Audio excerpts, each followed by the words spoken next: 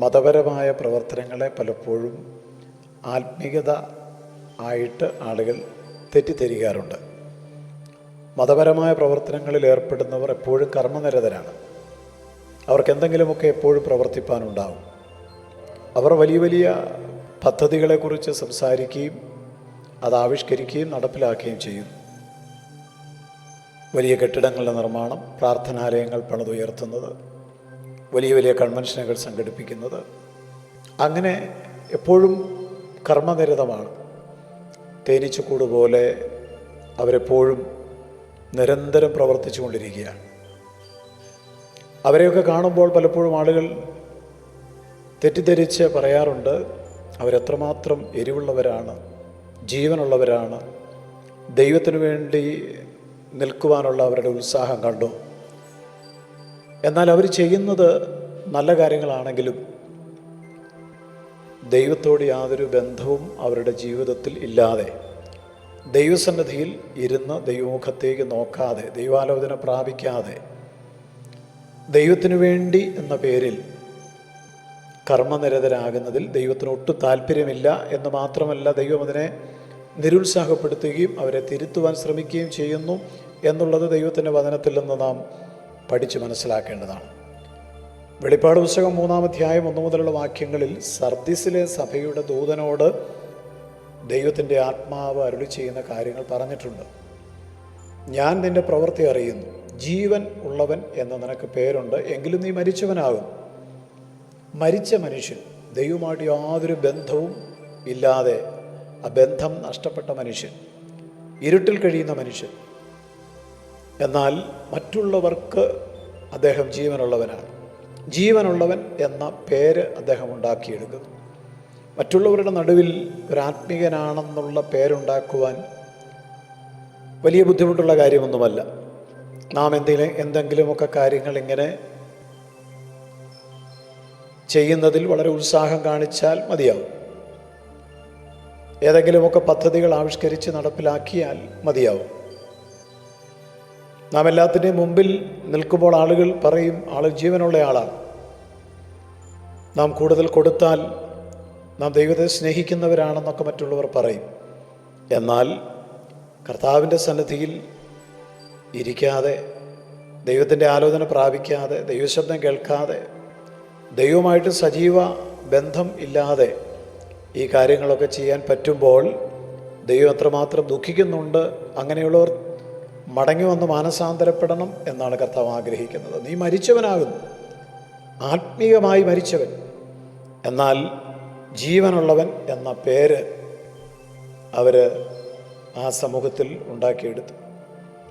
ഒരുപക്ഷെ മതപരമായ ഒരുപാട് പ്രവർത്തനങ്ങൾ അവർ ചെയ്യുന്നത് കൊണ്ടായിരിക്കാം സഭാപരമായ ഇങ്ങനെയുള്ള പ്രവർത്തനങ്ങളെ പലപ്പോഴും ആത്മീക വളർച്ചയായിട്ട് ആളുകൾ തെറ്റിദ്ധരിക്കാറുണ്ട്. എന്നാൽ യഥാർത്ഥ ജീവൻ എന്ന് പറയുന്നത് എന്താണ്? ഗോതമ്പുമണി നിലത്ത് വീണ് ചാകുമ്പോൾ അത് വളരെ ഫലം പുറപ്പെടുവിക്കുന്നു എന്ന് കർത്താവ് പറഞ്ഞിട്ടുണ്ട്. മരണത്തിലൂടെയാണ്, അല്ലെങ്കിൽ ചാകുന്നതിലൂടെയാണ് ജീവൻ വെളിപ്പെടുന്നത്. യഥാർത്ഥ ജീവൻ എന്ന് പറയുന്നത് നാം മരിക്കുമ്പോൾ എന്ന് വെച്ചാൽ ജഡത്തിൻ്റെ മോഹങ്ങൾക്ക് മരിക്കുമ്പോൾ, പാപത്തിന് മരിക്കുമ്പോൾ, ലോകസുഖങ്ങൾക്ക് മരിക്കുമ്പോൾ, നമ്മുടെ ഇഷ്ടങ്ങൾക്ക് മരിക്കുമ്പോൾ നമ്മിലേക്ക് ഒഴുകുന്ന യേശുവിൻ്റെ ജീവനാണ് യഥാർത്ഥ ജീവൻ. യേശു പറഞ്ഞു, ഞാൻ ജീവൻ ഉണ്ടാകുവാനും സമൃദ്ധമായ ജീവൻ ഉണ്ടാകുവാനുമാണ് വന്നിരിക്കുന്നത്. അങ്ങനെ യേശുവിൻ്റെ ജീവൻ ഏതൊക്കെ മനുഷ്യരിലേക്ക് ഒഴുകുന്നു അവരെല്ലാം മരിച്ചവരാണ്. ഈ ലോകത്തിൻ്റെ ഇഷ്ടങ്ങൾക്ക് മരിച്ചവരാണ്, തന്നെത്താൻ ത്യജിച്ചവരാണ്, സ്വയത്തെ ത്യജിച്ചവരാണ്. അവരവരുടെ ക്രൂശുമെടുത്ത് കർത്താവിനെ പിൻപറ്റുന്നവരാണ്. അവരെക്കുറിച്ചാണ് ദൈവത്തിന് വലിയ പ്രതീക്ഷകൾ ഉള്ളത്. അവരോടാണ് കർത്താവ് പറഞ്ഞത്, ശിഷ്യത്വത്തിൻ്റെ പാതയിലൂടെ യാത്ര ചെയ്യുന്ന അവരോടാണ് കർത്താവ് പറഞ്ഞത്, ഞാൻ ലോകാവസാനത്തോളം നിങ്ങളോട് കൂടെയുണ്ട്.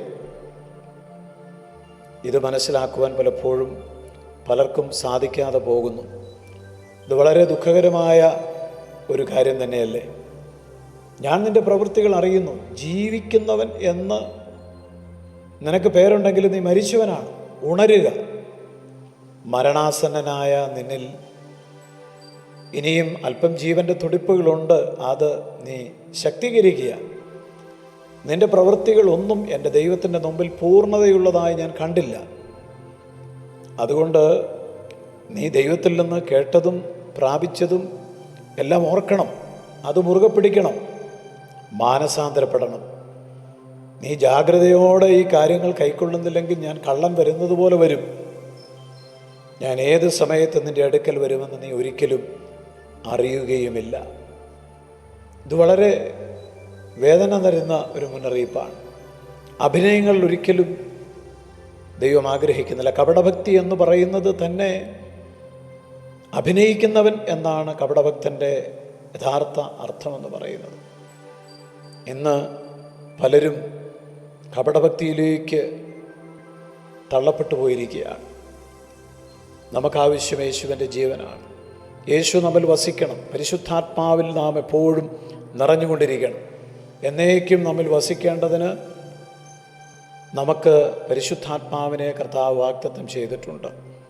അത് ജയജീവിതം നയിച്ച് കർത്താവിനെ പ്രസാദിപ്പിച്ച് ദൈവിക വിശുദ്ധിയിൽ നാം നിൽക്കുവാൻ വേണ്ടിയാണ്. അതിനുള്ള ആഗ്രഹം ദൈവം നമുക്ക് നൽകട്ടെ. കർത്താവെ, മറ്റുള്ളവരുടെ മുമ്പിൽ നല്ല മനുഷ്യനെന്ന പേരുണ്ടാക്കുവാൻ വേണ്ടിയുള്ള ഞങ്ങളുടെ എല്ലാ പ്രവൃത്തികളിൽ ഞങ്ങൾ പുറത്തു വരട്ടെ. നിഷ്കളങ്കരായി ഹൃദയപരമാർത്ഥതയോടെ ദൈവം മുമ്പാകെ ജീവിപ്പാൻ എല്ലാവരെയും സഹായിക്കണം. യേശു ക്രിസ്തുവിൻ നാമത്തിൽ തന്നെ.